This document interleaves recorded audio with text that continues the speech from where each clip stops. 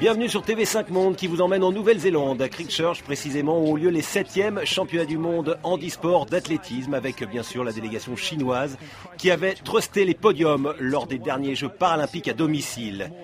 L'équipe de France est l'une des 60 délégations présentes lors de ces championnats du monde, avec près de 1000 athlètes et une cérémonie d'ouverture qui s'est déroulée dans les rues de Christchurch.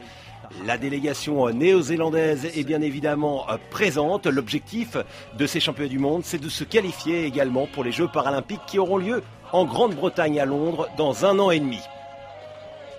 Ambiance bon enfant donc entre les athlètes et les officiels pour la cérémonie d'ouverture à Christchurch en Nouvelle-Zélande, une terre de tradition maori bien sûr. Un pays où l'on aime le rugby, où on aime les luttes. C'est ce qui s'est passé sur la première finale, 1500 mètres, fauteuil tétraplégique avec l'Autrichien Geir Pichler, fauteuil orange qui attaque l'Espagnol Sens, mais à l'extérieur, Wayona Baru, le Japonais, va offrir au pays du soleil levant une première levée de bouclier avec un final très fréquent pour s'imposer dans le temps de 4,51, victoire devant l'Autrichien et l'Espagnol, premier titre décerné dans ces 7e championnats du monde. Le poids féminin avec la performance de la grande allemande Michaela Flöth qui du haut de ses 31 ans s'est imposée avec un nouveau record devant les chinoises. Elle est amputée tibiale, pas facile pour lancer puisque sa jambe d'appui est pénalisée. À signaler également que Thierry Sibonne chez les hommes s'est imposé dans la catégorie lancer fauteuil. Il est français et il remporte un titre qui lui avait échappé depuis maintenant 4 ans.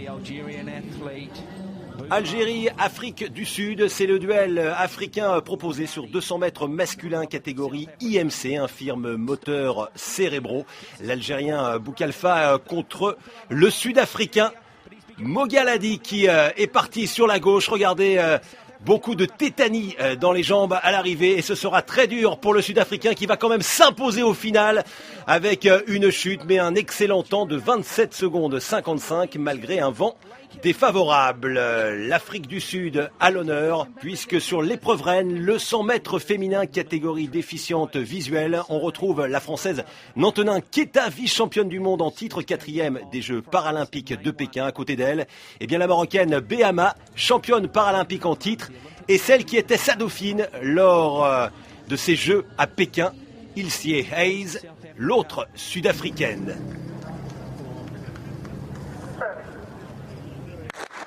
C'est pourtant l'Ukrainienne, couloir numéro 5 qui prend le meilleur départ, mais derrière, Ilse Hayes, la Sud-Africaine accélère, elle ne sera plus rattrapée et va s'imposer devant la championne paralympique. La revanche est prise, 3e place pour Nantenin Keita, la Française, une nouvelle fois sur le podium, a signalé les 12,50, nouveau record des championnats du monde. L'Afrique du Sud qui démarre en fanfare. Longueur homme chez les déficients visuels, Oleg Panioutin, l'Azéri, champion paralympique à Athènes, a pris sa revanche sur le champion paralympique de Pékin. Il s'impose pour 3 cm avec un bond à 6,87 m. Mais l'exploit du jour, il est à mettre à un amputé membre supérieur, un Français, Arnaud Assoumani, qui a réussi 7,58 m, nouveau record du monde. Il conserve son titre mondial, lui qui était déjà champion paralympique à Pékin. L'équipe de France, alors que cette planche est superbe, a déjà remporté 2 médailles d'or dans ces championnats du monde.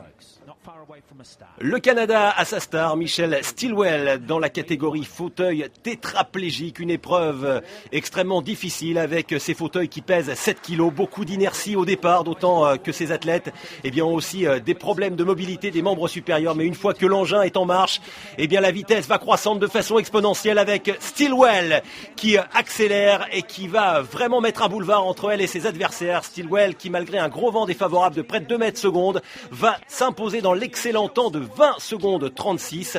Nouveau record des championnats du monde, pas très loin de son record du monde établi il y a un peu plus de 6 mois en Suisse. Stilwell, elle fait toujours bien.